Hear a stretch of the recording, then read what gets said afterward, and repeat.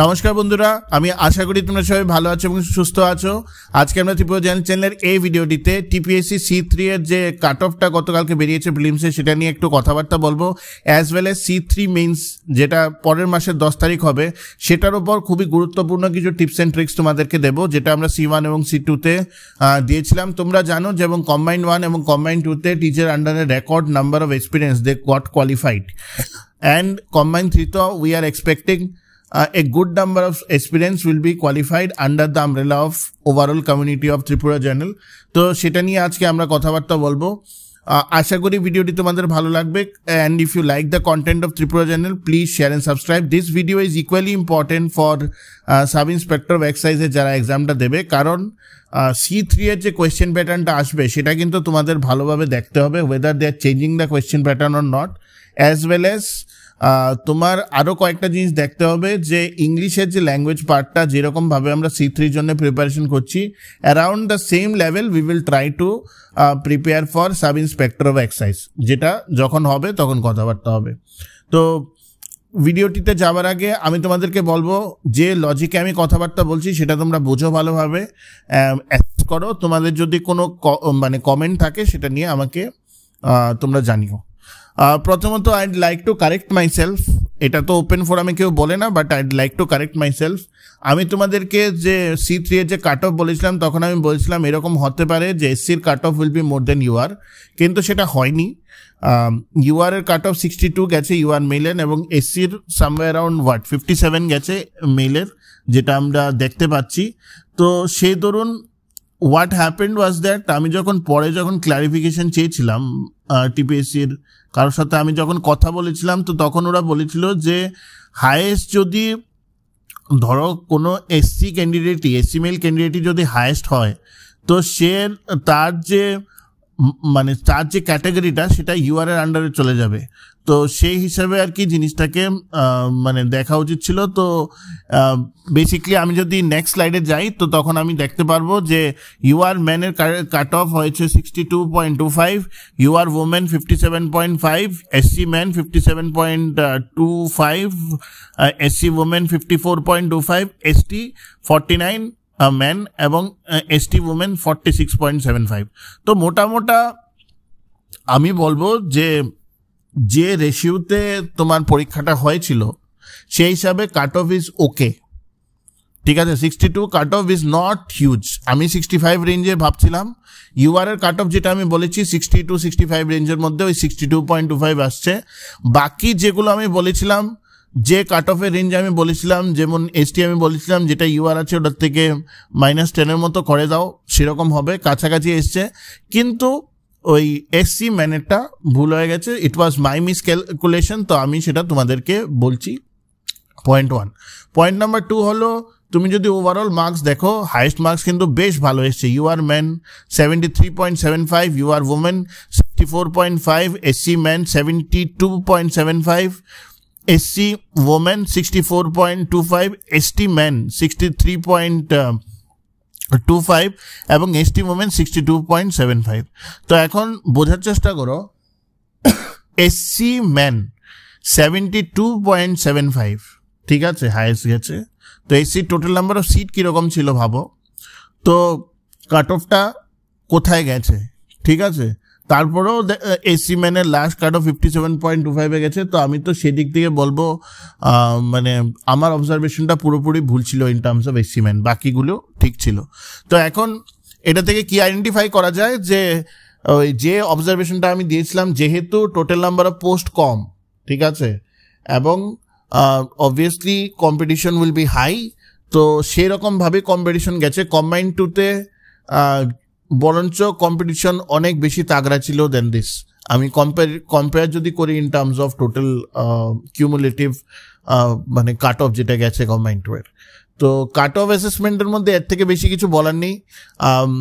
এরকমই হবে নেক্সট যেগুলো এক্সামে, সিমিলার লাইন, তুমি ধরো 30-40 পোস্টের জন্য যদি হয় সিমিলার রেঞ্জেই মোটামুটি নেক্সট এক্সামগুলিরও কাট অফ যাবে। কারণ আমি আগেই যে কথাটা বলছিলাম, কম্পিটিশন সেই 200-300 জনের মধ্যে হচ্ছে, কারণ বাকিরা তো পড়াশোনাই করো না তোমরা, that is the reality of the matter, ঠিক আছে। সেই 200-300 জনের মধ্যেই বেসিক কম্পিটিশন চলছে। তো দ্যাট ইজ ওয়ান অ্যাসপেক্ট যেটা নিয়ে কথাবার্তা বলছিলাম। Now coming to the most important most significant part of this discussion. মনে রাখবে combined 3 mains would be very tricky কারণ খুব ডাইনামিক, তোমার পলিটিও উত্তর দিতে হবে, তোমার ডাইনামিক এরিয়াসও থাকবে যেগুলোর উপর উত্তর দিতে হবে, এবং as well as logical reasoning, quantitative aptitude তো থাকবেই। আই থিঙ্ক তোমরা একটা ফ্লেভার পেয়ে গেছো। আমি গত রবিবারে কম্বাইন্ড 3 এর উপর একটা ফুল লেন্থ মক কোয়েশ্চেন দিয়েছিলাম। সেই কোয়েশ্চেনে যদি তোমাদের কোনো একটা এরিয়াতে তোমাদের যদি কোনো ডাউট থাকে তো তোমরা ডেফিনেটলি আমাকে জিজ্ঞেস করো, I will try to reply that. Now কয়েকটা থাম রুল আছে যেগুলি মনে রাখবে। প্রথম এবং মোস্ট ইম্পর্টেন্ট থাম রুল সেটা হলো, আমি কোয়ান্টস আর লজিক্যাল রিজনিং পার্ট জানি না, কিন্তু বাকি যতগুলো পার্ট আছে তুমি আমার কথাটা বুঝো, কাকের ঠ্যাং বকের ডিম তুমি যাই পারো সবটা লিখে দিয়ে আসবে। Do not miss one single mark in any other part. এমন হতেই পারে যে তুমি জানো না, কাছাকাছি যেটা জানো সেটা লিখে দিয়ে আসবে। বুঝতে পেরেছ? I am repeating myself. Do not leave one single mark of the theory portion. Point 1. Point 2. Word limit 60 specifically mention করা আছে, ঠিক আছে? Now 60 words can go up to maximum 70. Ideally 70 এর বেশি যাতে ওয়ার্ড কাউন্টটা না যায়। আমি তো চাইবো যে আইডিয়ালি 60 হলে 59 ওয়ার্ড কাউন্টটা শেষ হয়ে যায়, এবং যদি নাও যায় 70 অবধি যাও, লিখে দিও 60, 65, 62, 63 এরকমভাবে। ওয়ার্ড কাউন্টটা ব্র্যাকেটে লেখলে আমার মনে হয় ইনভিজিলেটরের জন্য জিনিসটা সুবিধা হয়, ঠিক আছে? So that is point number 2. Point number 3 is, যে কোয়েশ্চেনটা তুমি পাবে, ইট ইজ অলওয়েজ ইম্পর্টেন্ট যে তুমি 2 মিনিট টাইম নিচ্ছ to assess the question paper. It is very much important. অনেক এক্সপিরিয়েন্টরা কী করে যে ওভারঅল কোয়েশ্চেন পেপারটা না দেখেই উত্তর দেওয়া শুরু করে দেয়। এখানে আমি একটা সাব টেক্সট বলি, সেই সাব টেক্সটটা হলো, যে প্রশ্নটা উত্তর দিচ্ছ সেই প্রশ্নটার ডিমান্ড কিন্তু বুঝে নেবে। ডিরেক্ট কিন্তু প্রশ্ন খুব একটা আসবে না, it will be tricky, it will be indirect, যেটা কম্বাইন্ড 2তে ছিল। ডাইনামিক এরিয়াসের উপর কোয়েশ্চেন আসবে, তো সেই উত্তরটা যদি তোমার দিতে হয় তো তোমার ভালোভাবে প্রিপারেশন করে দিতে হবে, ঠিক আছে? আরেকটা পয়েন্ট যেটা ইম্পর্টেন্ট হলো সেটা হলো, চাইলে মোস্ট ইম্পর্টেন্টলি স্কিমেটিক ডায়াগ্রামস তুমি দিতে পারো, এবং schematic diagram should not be counted as word count, কিন্তু এটা কিন্তু লেখাটাকে সুন্দরভাবে ফুটিয়ে তুলতে পারে। It can support the overall writing in terms of schematic diagram. Most important হলো, যেটা আমি অনেক এক্সপিরিয়েন্সকে দেখি, টিসিএস ব্যাচেও দেখছি, যেটা আমি অনেককে এক্সাইজ ব্যাচেও দেখি, কম্বাইন্ড ব্যাচে আমি দেখেছি, C1 C2 রিফ্রেশার ব্যাচেও আমি দেখেছি। যে জিনিসটা হলো যে লেখছো তোমরা অনেক কন্টেন্ট, কিন্তু তোমাদের হ্যান্ডরাইটিং এত বাজে যে দ্য ফার্স্ট লুকে ইনভিজিলেটরের মধ্যে একটা নেগেটিভ থট অফ মাইন্ড চলে যায়। দেখো, ভালো মার্কস পাওয়াটা is not always about good content, it is totally psychological. If you give a question paper, answer paper, যেখানে ও দেখতে পাচ্ছে ইনভিজিলেটর ইজ সিইং কে ইউ আর রাইটিং ওয়েল, তুমি সুন্দরভাবে ক্রিস্পভাবে লিখে দিচ্ছ, প্রপারলি প্রেজেন্ট করছো, তাহলে কিন্তু অবভিয়াসলি এটা ইনক্রিমেন্ট করে 1-2 মার্ক হলেও কিন্তু তোমার অ্যান্সার রাইটিংকে। সিমিলারলি তুমি যতই ভালো লেখো না কেন, if your hand writing is so much কাচরা যে ইনভিজিলেটর ঠিক করে বুঝতেই পারছে না, তাহলে কিন্তু অ্যাভারেজ মার্কস দিয়ে বেরিয়ে যাবে। দিস হ্যাপেন্স, এবং টিপিএসসিতে this has happened in C1 C2, ঠিক আছে? তো আমি আমার পার্সোনাল এক্সপিরিয়েন্স থেকেও এটা বলছি যে please try to make the paper presentable, ঠিক আছে? আরেকটা ব্যাপার হলো যে always try to start with your strength area. মনে রাখবে একটা জিনিস, কোয়ান্টস এবং লজিক্যাল রিজনিংয়ের পার্টটা, স্পেশালি কোয়ান্টস পার্টটা কিন্তু তোমার একটু হলেও এক্সপ্লেন করে বলতে হবে। লজিক্যাল রিজনিংয়ের পার্টটা যতখানি তুমি এক্সপ্লেন করো চলবে, কিন্তু কোয়ান্টসটা কিন্তু তোমার স্টেপ বাই স্টেপ এক্সপ্লেন করে একটু হলেও বলতে হবে, ঠিক আছে? So this is the gist about overall combined 3 মেইনসের উপর। তো তোমরা যারাই মানে কম্বাইন্ড 3 প্রিলিমস ক্লিয়ার করেছো, ইট ইজ অ্যাডভাইজেবল কে এই যে মানে যে পয়েন্ট অফ ভিউগুলো যেগুলি বললাম সেগুলির মধ্যেই খেলবে। একটা জিনিস মনে রাখবে, do not cross the word limit by much, ঠিক আছে? এবং তোমরা যারা কম্বাইন্ডের উপর ফুল লেন্থ মক অলরেডি দিয়েছো প্রথমটা, তাহলে তোমাদের কিন্তু বুঝে যাবে যে টাইম ম্যানেজমেন্টে তুমি কোথায় আটকাচ্ছ, whether you are able to manage the time within the stipulated time period or not, ঠিক আছে? তো সেই জিনিসটা বুঝে নেবে।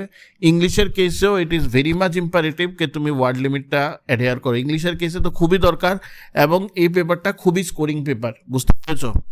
তো ইংলিশ যদি তুমি মোটামুটি লিখে আসো, it will be very scoring. তো এখন আমরা বলি যে কম্বাইনের উপর কি করব। কম্বাইন্ড 3 এর উপর আমরা আরও 2টো ফুল লেন্থ মক দেবো, যেটা সেকেন্ড কোয়েশ্চেন পেপার বানানো হচ্ছে। দিওয়ালির পরে আমি ডেট দিয়ে দেবো, এটা এই মাসেই হয়ে যাবে। এবং থার্ডটা যেটা হবে সেটা আমি ধরো 3-4 তারিখ আমি কোয়েশ্চেন পেপার দিয়ে দেবো, যাতে তোমরা করতে পারো। অ্যাপার্ট ফ্রম দ্যাট আমি 1 তারিখ অলরেডি আমি একটা লিস্ট দিয়ে দিয়েছি যে তোমরা কী কী জিনিসের উপর খেলবে, কোন কোন জিনিস important that you need to study. আমি 1 তারিখ একটা এসের লিস্ট দিয়ে দেবো, ঠিক আছে, যেগুলো ক্যান বি ইম্পর্টেন্ট, যেগুলি কিওয়ার্ডস আমি দিয়ে দেবো। এই কিওয়ার্ডের মধ্যে এসেগুলি আসতে পারে, তো তোমরা যাতে এই কিওয়ার্ডগুলি একটু দেখে নিয়ে যাও, যাতে তোমরা এসের স্ট্রাকচারিংটা করতে পারো ভালোভাবে, ঠিক আছে? Apart from that, if you require any help regarding Combine 3 mains, please let me know in the comment section. আমি কমেন্টে সবার উত্তর দিতে পারি না, এত সময় পাই না, কিন্তু আই ডু লুক ইনটু ইট, এবং আমি মোস্টলি এগুলোর উত্তর টেলিগ্রাম বা আমাদের কমেন্ট সেকশনে ফেসবুকেও দিতে থাকি। তো তোমরা সেই হিসাবে প্রিপারেশন করতে থাকো, ঠিক আছে? আশা করি ভিডিওটি তোমাদের ভালো লেগেছে। If you like the content of Tripura journal, definitely share and subscribe, and wait for our next video please. Thank you.